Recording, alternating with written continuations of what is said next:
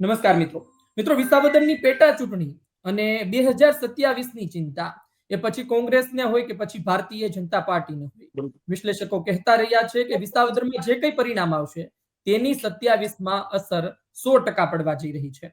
આ વચ્ચે પરેશ ધાનાણીનું નિવેદન આવ્યું કે પહેલા આપને કાઢો, તેનો બાપ 27માં આપોઆપ નીકળી જશે. આ તમામ બાબતે વાત કરવી છે. કિરીટ પટેલના ભાષણો સામે આવી રહ્યા છે, ગોપાલ ઇટાલિયાના ભાષણો સામે આવી રહ્યા છે. આજની તારીખે મજબૂત કોણ છે? વરિષ્ઠ પત્રકાર જગદીશભાઈ આપણી સાથે જોડાયા છે. સાહેબ, આપનું સ્વાગત છે ગુજરાત તકમાં.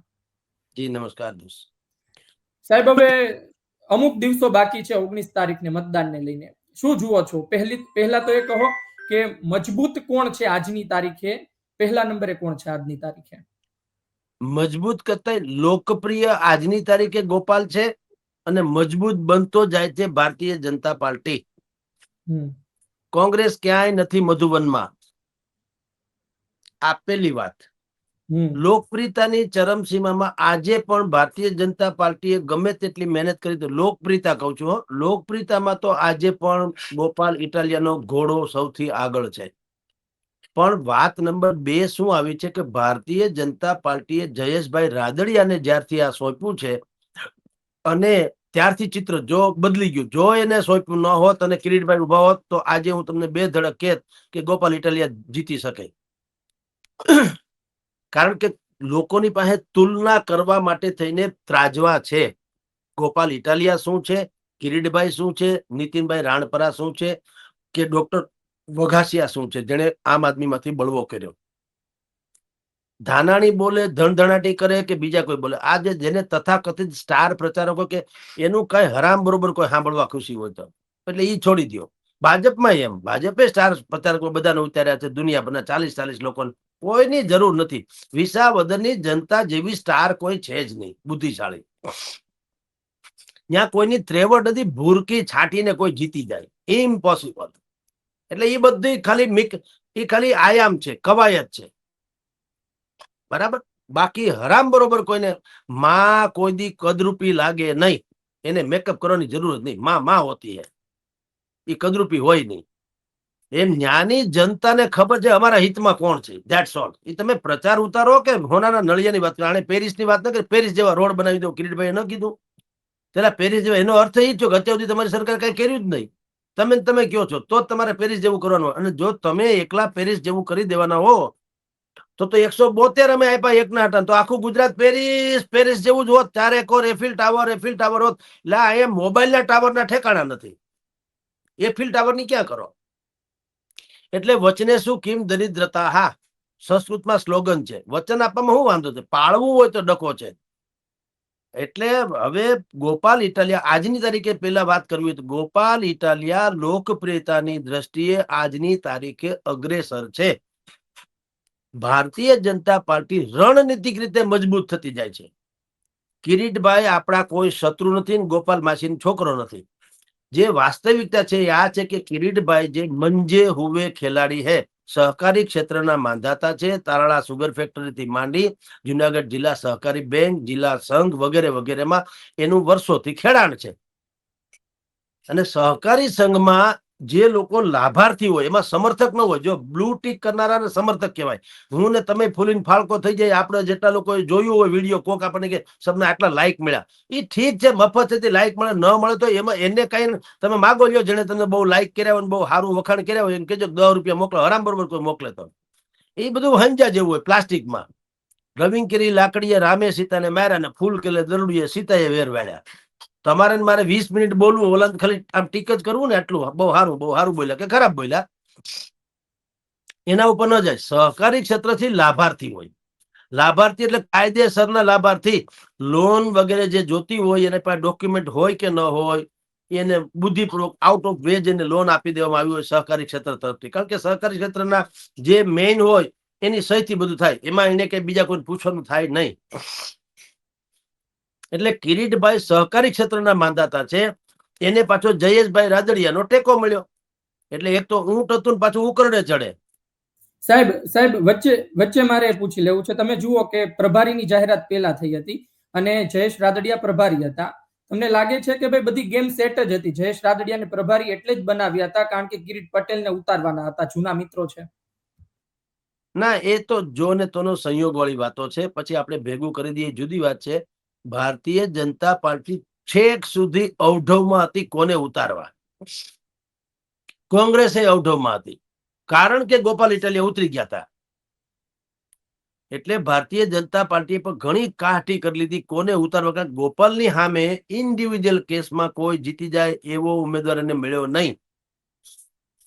કિરીટભાઈ છે ખરા, પણ એને ભાજપના પીછા તમે ખોસ્યા તો ઈ મોરલા છે, નહીતર કાગડા જેવું થાય. એટલે ભારતીય જનતા પાર્ટીએ કિરીટભાઈને ઉતારવા પડ્યા, કારણ કે કિરીટભાઈ નાના મંજે હુવે ખેલાડી છે. એટલે અને એની ડિમાન્ડ છે ને એની ઝંખના છે વર્ષોથી. બીજું બધું મેં જે ભાજપને આપ્યું મારે બીજું કઈ જોતું નથી. એક વખત મારા લેટરપેડ ઉપર ધારાસભ્ય તરીકેનો 3 સિંહની મુખાકૃતિ વાળો એક વખત સિક્કો લાગી જવો જોઈએ, ધેટ્સ ઓલ. પછી બધું જે થવું થાય. એ એની ઝંખના હતી. હવે વિસાવદરના હતા, વર્ષોથી છે, જિલ્લા ભાજપના પ્રમુખ હતા, સહકારી ક્ષેત્રના અગ્રણી હતા, પાટીદાર છે, બધું છે. આમ જુઓ તો આક્ષેપ છે એ છે, પણ રાજકારણમાં હવે આક્ષેપ જે છે ને એ શૃંગાર છે.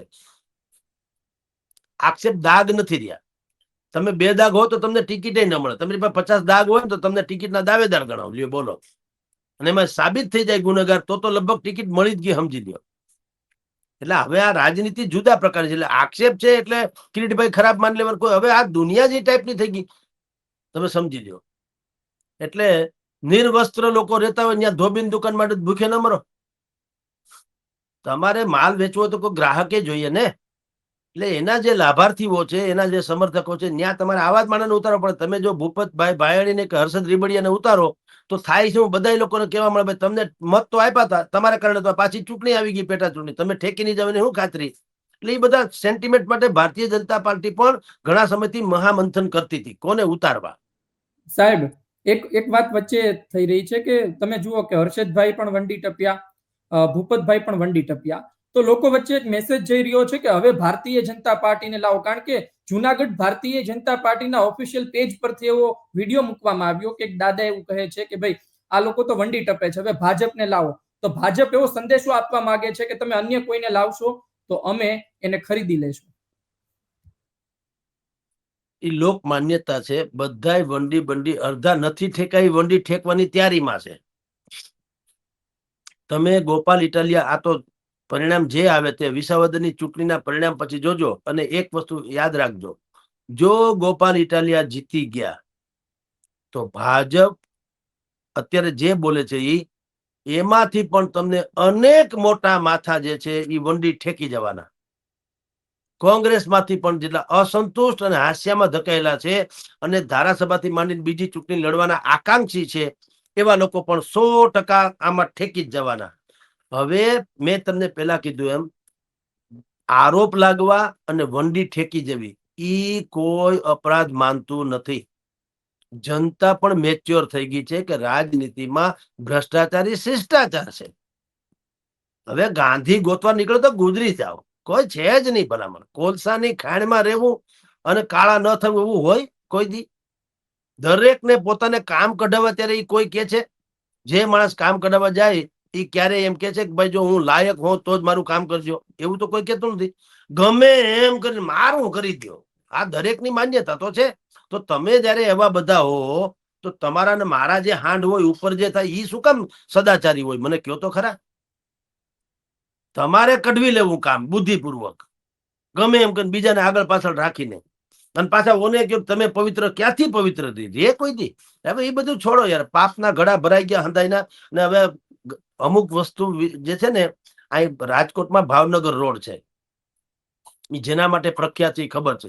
ત્યાં પછી શરમ ન હોય, હંધા હેરખા કોણ શરમાય? મુંબઈમાં ગ્રાન્ટ રોડ છે, ગ્રાન્ટ રોડમાં શરમાવાનો ક્યાં પ્રશ્ન આવે? ત્યાં ધંધો જ હશે પછી ક્યાં વાત? એમ દાગ થાવો એ રાજકારણમાં હવે ગૌરવ, એ તો હમકુ શિરમોર છે, એ આભૂષણો છે. જેટલા વધુ દાગી એટલા વધુ ઈ કામકાજી. એટલે જે વંડી ઠેકી જાય ને ફલાણું થાય ને કોઈને કાંઈ અસર નથી. વિસાવદરની જનતા એના જેવી બિલકુલ ક્લાઇમેક્સ તમને કહું છું, એના જેટલી ઇન્ટેલિજન્ટ જનતા ક્યાંય નથી.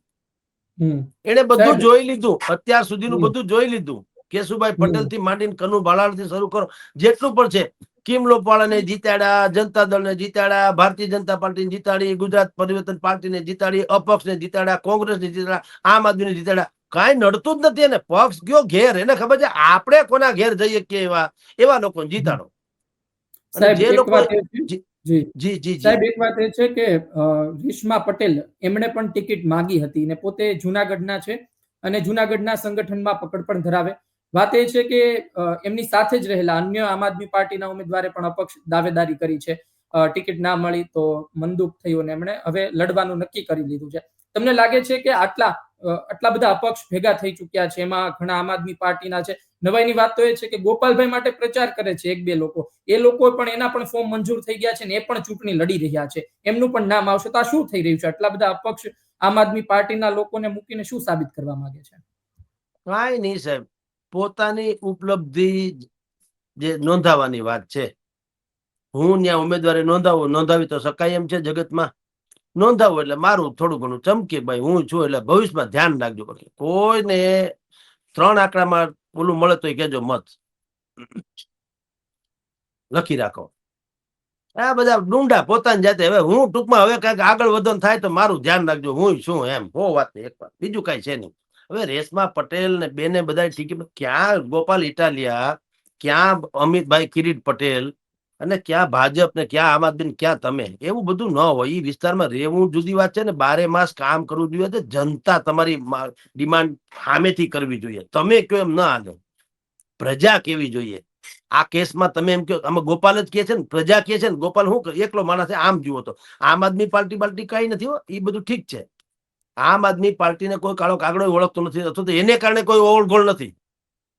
ત્યાં આમ આદમી પાર્ટીનું થાણું નાખ્યું હતું, ભૂતકાળમાં તમે બધા જોવાઈ ગયા. ભૂપત રીબડિયાના ભાઈ હર્ષદ રીબડિયા, ભૂપતભાઈ શું કર્યું બધાને ખબર છે.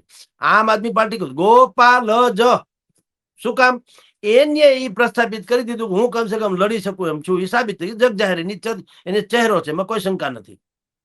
એટલે ઈ લેવલના તમે હો તો ઠીક. જનતા કેવી જોઈએ આ કેસમાં શું છે અત્યારે કિરીટભાઈમાં? જનતા નથી કેતી.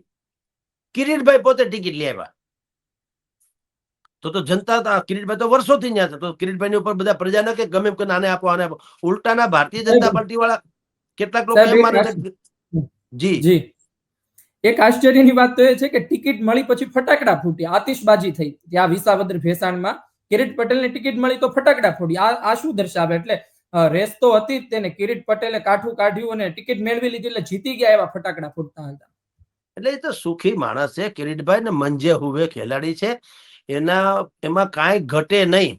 100 બાજી કરવામાં કોઈ વસ્તુ ખૂટે નહીં. ફટાકડા ફોડીને એમ જતાવવાની કોશિશ કરી કે ભારતીય જનતા પાર્ટીનું વિસાવદરનું એકમ જે છે એ કિરીટભાઈને વધાવી રહ્યું છે.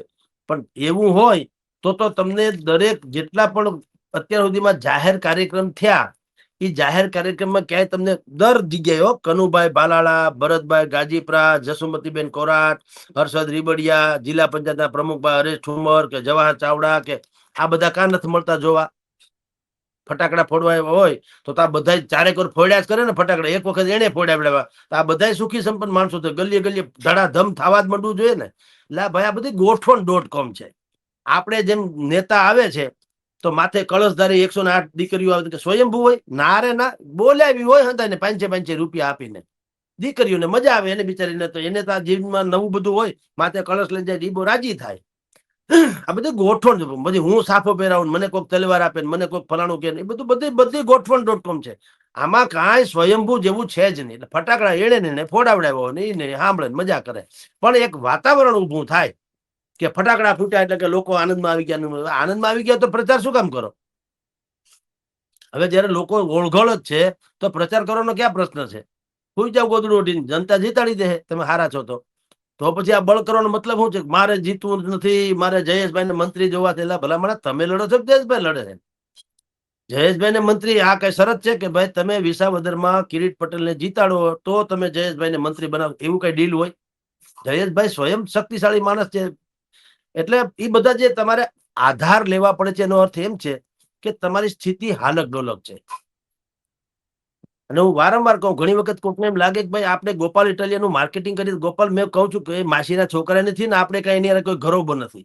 પણ જે પ્રજા ત્યાંની વિસાવદરની જનતાનું અપમાન કેમ કરવું? એ માને છે ને હું કરી લેવું. વિસાવદરની જી. જનતા જેની ઈચ્છા કરે છે એને આપણે કેમ ના પાડવી? એ જે છે એ તો છે. હમ. એની સભાઓમાં હાહાકાર મચે છે અને બધા લોકો કે હજી તમે સોશિયલ મીડિયામાં જુઓ, સોશિયલ મીડિયા છે એ માપદંડ છે. એમાં પ્રજા હોય ચોખ્ખું હોય કે મારું ખરાબ હોય તો બે ધડક ગાળા ગાળી કરીને કે છે. એને લાગ્યું ઈ કે સાહેબ તો જનતા જી જી સાહેબ, એક વાત એ છે કે તમે જુઓ કે ચૂંટણી સમયે આપણે વાવની પેટા ચૂંટણી જોઈ કે જાતિવાદ ઉપર આવી ગઈ હતી અને ભૂતકાળના જે વ્યક્તિએ ભૂલ કરી હોય તે આક્ષેપ પ્રતિ આક્ષેપ થઈ રહ્યા. આ વખતે રસ્તાની વાત થઈ રહી છે, આ વખતે ખાતરની વાત થઈ રહી છે. તમને લાગે છે કે કોશિશ તો કરવામાં આવી પણ પ્રાથમિક મુદ્દાઓ ઉપર વિસાવદરની ચૂંટણી લડાવા જઈ રહી છે? જુઓ ભાઈ ધાર્મિક ભાઈ, વિસાવદરની જનતાનો એજન્ડા ક્લિયર છે. કોઈ વસ્તુ એને ભરમાવી શકે એમ નથી. તમે હોનાના નળિયા કરી દો. ભૂપેન્દ્રભાઈ મહિનાથી 2 વખત ત્યાં જઈ આવ્યા ને 800 ને 1000 કરોડની યોજનાનો આમ બટન દબાવ્યો, કોઈ હું રાજી થઈ જાય? ના રે ના. તમને 15 દિનમાં એટલું બધું હુજી ગયું તો આ 3 દશકા હું ક્યાં ગયા? એ બધા પ્રોપરગેન્ડા છે. જનતા તો એથી વધારે હોશિયાર છે. રોડ તમને પેરિસના રોડ બનાવી દે તમે કીધું, એનો અર્થ શું થયો કે તમારી ભારતીય જનતા પાર્ટી સરકારે 3 દશકા તમને આપ્યા હતા, તમે તો કઈ કર્યું જ નહીં, તો નક્કી થઈ ગયું. તો અહીંયા તો કિરીટભાઈએ પેરિસના રસ્તા બનાવવાની વાત કરી. અને જો એક કિરીટભાઈ પેરિસ જેવા રસ્તા વિસાવદરમાં બનાવી દેતા હોય ધારાસભા થવાથી, તો 174 કે 72 કે 74 ધારાસભ્યો છે. તો આખું ગુજરાત પેરિસ ન થઈ ગયું હોય? પેરિસ ન થઈ જાય? અને એફિલ ટાવર 4 એકર તમે જુઓ તો Eiffel tower, Morbi Eiffel tower, Junagadh Eiffel tower, Porbandar નો એફિલ ટાવર, રાજકોટ નો એફિલ ટાવર, એવું ન થઈ જાય? એટલે આ મોબાઈલના ટાવરના ઠેકાણા નથી. એફિલ ટાવર ની ક્યાં કરો? એટલે વાતો વચને શું કેમ દરિદ્રતા? બોલવામાં શું વાંધો છે? બોલવામાં તો કઈ ટેક્સ છે નહીં. હજી એ ભગવાનની દયા છે. એમાં જીએસટી બીએસટી લાગતું હોત ને તો એમાં લોકો તોડી જોખીને બોલત. હવે એ તો છૂટ જ છે. ઘણા લોકો ગામડામાં તમે જો હોય, ચોકમાં સભા હોય, માઇક ઠોબારું માઇક હોય, કોઈ આલ્યું માલ્યું ગમે ત્યાંથી છેડા બેડા લીધા હોય, માંડ આમ ઠપકારો ત્યારે વાગતું હોય ને એમાં છેડા હલી જાય તો સંભળાતું ન હોય, તોય બોલે હું બૂસ સાંભળી લે. એટલે બૂસ થી બચુભાઈ નથી સંભળાતું. બૂસ ની ક્યાં કરો? આ છેડા અડાડો. ઓલા બચુભાઈ કે અમને અહીં નથી સંભળાતું. બૂસ તો સાંભળશે. એમ આપણે પેરિસ જેવા રસ્તા ભલા માણા એલા ઇકો સેન્સિટિવ ઝોન નો પ્રશ્ન તમે હલ કરી શક્યા નથી. જમીન માપણીનો કેસ છે, હલ કરી શક્યા નથી. જ્યાં સહકારી મંડળીના કૌભાંડ, જેની જે કિરીટભાઈની માલિકીની અથવા તો એના પ્રભુત્વ વાળી સહકારી મંડળી, એના આક્ષેપ જે છે એનો ગળે ઉતરે એવો જવાબ નથી આપી શક્યા. તમે રોડ રસ્તાનો મેળ નથી કરી શક્યા. ટેકાના ભાવે જે જણસો ખરીદવાની વાત છે એમાં જે પ્રજાને મુશ્કેલી છે એનું તમે કઈ નિરાકરણ બહુ લાવી નથી શક્યા. કારણ કે પ્રશ્નો તો છે. તો જો તમે તો પ્રશ્ન રેવા જ ન જોઈએ. 3 દશકાથી તો સરકાર છે ભલામણા. તો બધા ગામે ગામ ઉજવે નહીં. તમને વિસાવદરમાં માથે બેહીને તમને લઈ જાય. વાસુદેવ જેમ કૃષ્ણને લઈ ગયા એમ. જી સાહેબ, આપનો વધુ સમય ના લેતા છેલ્લો સવાલ એ પૂછવો છે કે રાજેશ ચુડાસમાને તમે આ ચૂંટણીમાં કઈ રીતે જોઈ રહ્યા છો? સાથોસાથ ફરી રહ્યા છે અને સાંસદ પણ છે, ત્યાંની કોળી વોટ બેંક પર એક પ્રભુત્વ પણ ધરાવે. પણ શું લાગે તમને, કઈ ખલનાયક સાબિત થશે રાજેશ ચુડાસમા? ના, એ જળ કમળવત છે. ભારતીય જનતા પાર્ટી એમ કહી ન શકે કે રાજેશ ચુડાસમા છે એ આમાંથી અળગા રહ્યા. ખરેખર જે વસ્તુ છે ને ધાર્મિકભાઈ, એ બાય હાર્ટ છે. કેવું પડે એટલે સમજવું કે લોચો સ્વયંભૂ હોય તો વાત પૂરી. તમારે કોકને બોલાવવા પડે કે ભાઈ કિરીટભાઈની સભામાં હાજર રહેજો, એમ તમારે કેવું પડે ને ડખો. એ સ્વયં ઉલટાનું જયેશભાઈ એમ કેવું કે ભાઈ હવે બેગદી પોરો ખાવ, અહીંયા હું હાટે જઈ આવીશ, એમ હોય ને તો માનું કે લડી લીધા. એટલે કોળી સમાજ અહીંયા બહુ છે, આહિર સમાજ બહુ છે. એટલે સોશિયલ એન્જિનિયરિંગ માટે થઈને બોલવામાં આવતો એ બુદ્ધિપૂર્વક જાય એટલે મંચ ઉપર ફોટા પડવે. એટલે તમે આપણે નથી તસવીર ખેંચતા, સ્માઇલ પ્લીઝ તઈ આપણે હસીએ, બાકી અંદર તો રુદિયો રોતો હોય. એવું આ છે, એની હાજરી છે એ જળ કમળવત છે. એટલે કે ભાઈ કોઈ પક્ષ એમ ન કહી શકે કે તમે નિષ્ક્રિય રહ્યા. આ રહ્યા ભાઈ અમારી તસવીરો બધી અમે હતા જ, પછી જનતાને થોડું મારી નખાય, મત જેને દેવો હોય દે એમ, એના જેવું. એવી એની ભૂમિકા છે જળ કમળવત. કારણ કે ભાજપ પણ એની સાથે એવી જ વ્યવસ્થા કરી છે. આમાં એવું છે જૈસે કો તૈસા. તમારે જરૂર પડે ત્યારે તમે ઘોડી વળી જાઓ તો જેનો દાવ આવે ત્યારે ઈ ખેલ નાખે. રાજેશ ચુડાસમાને જે એની કદ કાઠી પ્રમાણે જે આપવું જોઈએ એ ભાજપે આપવાનું માંડી વાળ્યું હોય, તો હવે રાજેશ ચુડાસમાને તમે પગ પકડો ક્યાંથી મેળ પડે? એટલે અરસપરસ છે ટૂંકમાં. એનાથી બનતું એ કરે. આ બધું ફોટોજેનિક છે અને પ્રોટોકોલ પ્રમાણે છે. આપણે આપણા જે બોસ હોય એને આપણે વંદન કરીએ, માવતરને વંદન કરીએ, એમાં ફેર કે નહીં? ઓલાને ફરજિયાત કરીએ, કહુલે કરીએ. આ માવતરને વંદન કરીએ, પ્રેમથી કરીએ, બાય હાર્ટ કરીએ, આટલો ફેર. જી ધાર્મિકભાઈ. જી સાહેબ, પણ આપણે સાહેબ એવી અપેક્ષા રાખીએ કે આપણે શું કામ કોઈ દેશ સાથે સરખામણી કરવી જોઈએ? આપણો દેશ પણ એટલો સમૃદ્ધ બને, એટલો સારો બને. પેરિસ સાથે સરખામણી કરવાની નોબત જ ના આવી જોઈએ. તમામ નેતાઓ પોતાના કામ જે આવે છે, પછી એ વિપક્ષમાં હોય કે સત્તામાં હોય, પોતાનું પૂરતું કામ કરે એવી આપણે અપેક્ષા રાખીએ. ધન્યવાદ સાહેબ. નમસ્કાર. નમસ્કાર. તો આ હતા વરિષ્ઠ પત્રકાર જગદીશભાઈ. અલગ અલગ મુદ્દે વાત કરીએ તો રાજેશ ચુડાસમા વાળો મુદ્દો હતો, એક જયેશ રાદડિયા વાળો પણ મુદ્દો હતો. વાત એ પણ હતી કે શું પ્રભારી જયેશ રાદડિયાને નીમવામાં આવ્યા તો કિરીટ પટેલનું નામ કન્ફર્મ જ હતું. આ તમામ બાબતે આપણે વાત કરી. આપનું શું કહેવું છે કોમેન્ટ બોક્સમાં જરૂરથી જણાવજો. આ ચર્ચાને લઈને જગદીશભાઈના કહેવા પ્રમાણે પહેલા નંબરે ગોપાલ ઇટાલિયા અત્યારે ચાલી રહ્યા છે, અને બીજી વાત એ છે કે કિરીટ પટેલ પણ સતત પ્રચાર કરી રહ્યા છે. જોઈએ શું થાય. જુનાગઢ ગ્રામ્ય અને ભેસાણ આદેશ સંભળાવશે, કોની તરફ આદેશ હશે એ જોવાનું રહ્યું. ગુજરાત તક જોતા રહો. આ પ્રકારની ચર્ચા પસંદ આવતી હોય લાઈક કરજો, શેર કરજો. ધન્યવાદ.